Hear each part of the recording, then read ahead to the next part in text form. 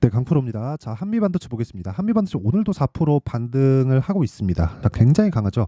사실 뭐 말도 안 되게 강한 그 정도 수준인데 제가 왜 이렇게 말씀드리냐면 이 저가부터 보잖아요. 그러면 10,000원 초반부터 올라오기 시작한 게 지금 10만 원이 됐는데도 22평에서 반등이 나오고 있어요. 이 정도면 이쪽 산업의 방향은 일단 정해졌다고 보시면 됩니다. 그리고 이것뿐만이 아니라 SK하이닉스나 그런 부분을 보잖아요. 그러면 어떻습니까? 오늘도 5% 올라요. 그리고 하이닉스 같은 거대 기업이 적자인 구간인데도 불구하고 주가가 7만 원부터 두 배인 14만 원을 넘어서 18만 원까지 올라왔는데도 오늘 5%나 올라간다. 자, 이러면 주식 시장이 어떻게 움직이는지 답이 나온 겁니다. 무조건 가격이 선반영한다. 이 구간에서 우리가 타점을 잡지 못하면 돈을 못 법니다. 그렇죠?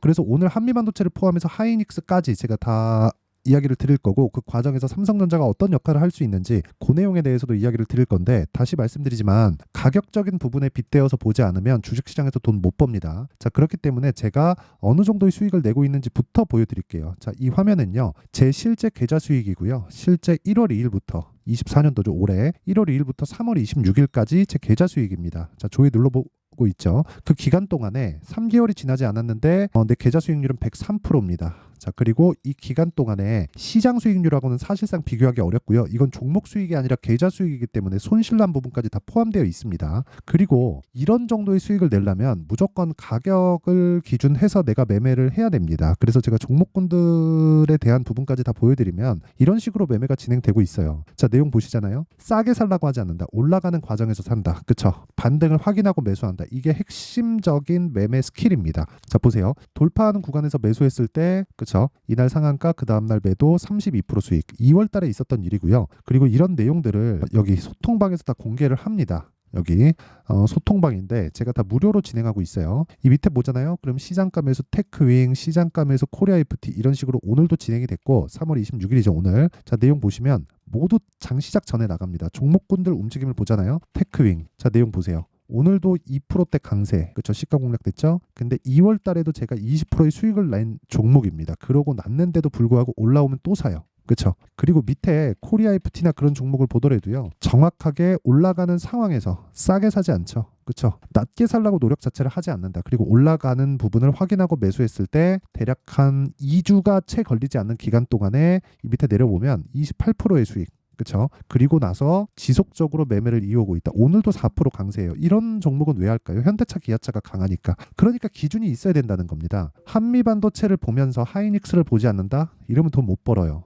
그렇죠? 코리아 FT를 매매하면서 현대차, 기아차를 보지 않는다? 이래도 돈을 못 법니다. 그래서 제가 대형주를 함께 붙여서 이야기를 드리는 겁니다. 예를 들어서 이런 거예요. 지금 제가 손실을 보고 있는 종목 중에 효성중공업이라고 있습니다. 효성중공업. 자, 보면 여기 매수했죠. 지금 한 5% 정도 손실 구간에 있어요. 근데 계속 보유하고 있습니다. 왜? HD 현대 일렉트릭이 있으니까. 그렇죠? 오늘도 5% 올라요. 이거 사면 되지 않았겠느냐? 근데 이거는 사기가 좀 부담스럽더라고요. 너무 많이 올라서. 어쨌든 너무 많이 오른 종목 사지 말고 적당히 내가 타점을 잡을 수 있을 만큼 반등이 확인된 종목을 매수하자. 이게 오늘의 핵심 내용입니다. 이런 부분이 자유롭게 됐을 때 자람 테크놀로지 같은 반도체 종목군에서 단기간, 그쵸? 3일 동안 75% 정도의 수익을 낼 수 있고, 그런 부분을 소통방에서 다 공개를 하고 있으니까 매매하는 과정에서 내가 너무 어렵다 하시는 분들은요, 소통방으로 들어오시면 되고 다 무료로 진행합니다. 왜? 채널 성장을 위해서입니다. 그래서 구독과 좋아요 요거 눌러주시고요. 상단에 있는 전화번호로 10억이라고 문자 보내주시면 제가 소통방 입장 링크를 순차적으로 공유를 해드리도록 하겠습니다. 자, 그러면 이 내용을 토대로 우리가 한미반도체를 보면 이해가 되겠죠. 제가 왜 한미반도체를 포함해서 반도체 종목군들을 지속적으로 보고 있는지.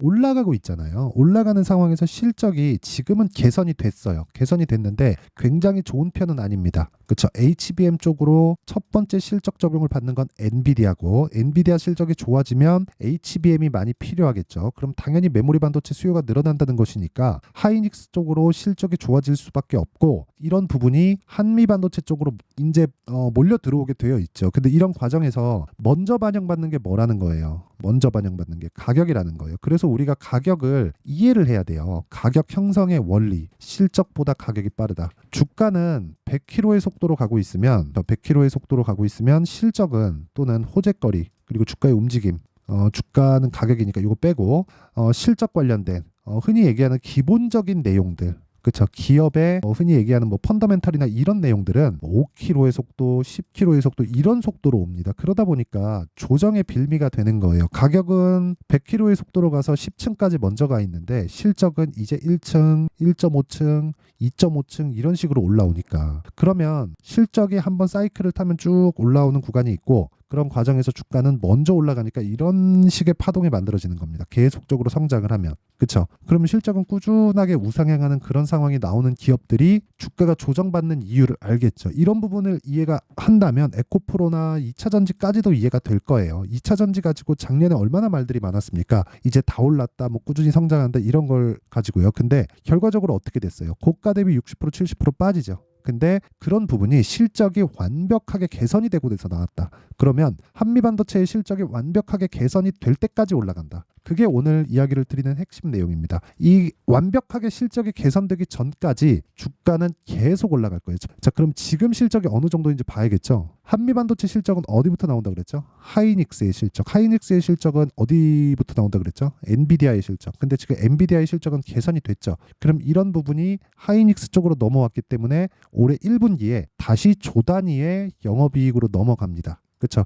여기서 플러스 더 붙일 게 뭐예요? 기존의 수요들. AI 반도체, HBM 관련된 이야기가 나온 지가 이제 1년이 됩니다. 1년이. 1년 동안 지속적으로 적자를 봤어요. 보세요. 분기 보면 22년 4분기 적자, 23년 1분기 적자, 2분기 적자, 3분기 적자, 4분기에 개선이 됐지만 순이익은 적자, 그리고 24년 1분기에 들어서야 이제 흑자 전환이 예정되어 있습니다. 그럼 이거 그냥 계산하기 쉽게 1조 5천억이라고 잡고 곱하기 4 하면 6조잖아요. 6조가 어느 정도의 이익 규모냐? 2020년 2021년 5조에서 12조까지 갔었던 그리고 꺾였었던 6조 8천억 이것만이 HBM의 수요라는 겁니다. 그럼 여기다가 플러스 시켜야겠죠. 그럼 아직 개선 기간이 너무 멀었다는 거예요. 그렇죠. 그러면 한미반도체가 어디까지 올라갈지는 사실상 알 수 없다. 한 30만 원, 40만 원 가도 할 말이 없다. 엔비디아 뭐 1000불을 앞두고 조정을 좀 받고 있는데 그거는 가격이 너무 떴기 때문에 이격 조정을 받고 있는 겁니다. 그럼 이런 과정에서 우리가 타점을 안 잡으면 어떻게 합니까? 다른 쪽에 가서 돈을 벌 수 있다고요? 어렵습니다. 어쨌든 가격이 형성되는 원리는 이렇게고요. HBM 관련된 내용 그리고 이걸로 인해서 서버가 만들어지고 서버가 만들어짐으로 인해서 전기가 부족하기 때문에 아까 전에 제가 보여드렸었던 효성중공업이다 이런 종목들을 제가 매매를 하고 있는 거고 관련돼 있는 로봇 산업까지도 계속해서 모멘텀을 받고 있는 겁니다. 이게 이 모든 부분에 앞서서 가격이 먼저 뜨기 때문에 우리는 가격을 먼저 봐야 될 수밖에 없다. 그게 오늘의 핵심 내용입니다. 자, 그러면 그 가격적인 부분에 대한 내용을 볼 때 그쵸? 타점에 대한 부분은 가격이기 때문에 지속적으로 움직이잖아요. 지금까지는 원리에 대해서 이야기를 드렸다면 그 타점에 대한 부분은 제가 소통방에서 이야기를 드릴 수밖에 없어요. 가격은 움직이고 어떤 특정 가격대가 딱 돼서 매수하세요 했는데 여기가 이탈하는 상황이면 어떡합니까? 뭐 대응이 필요하다 그런 이야기가 아니라 봐야 된다는 거예요. 아까 확인해야 된다고. 그래서 아까 전에 제가 매매한 내용을 보면 어떤 식으로 매매가 들어갔죠? 자람 테크놀로지 75% 수익이에요. 다 확인하고 매매하죠. 상한가 그 다음날 매도 75% 이런 식의 매매가 되는 겁니다. 그래서 이런 내용들을 소통방에서 다 공개를 하고 있으니까 와서 배우세요. 와서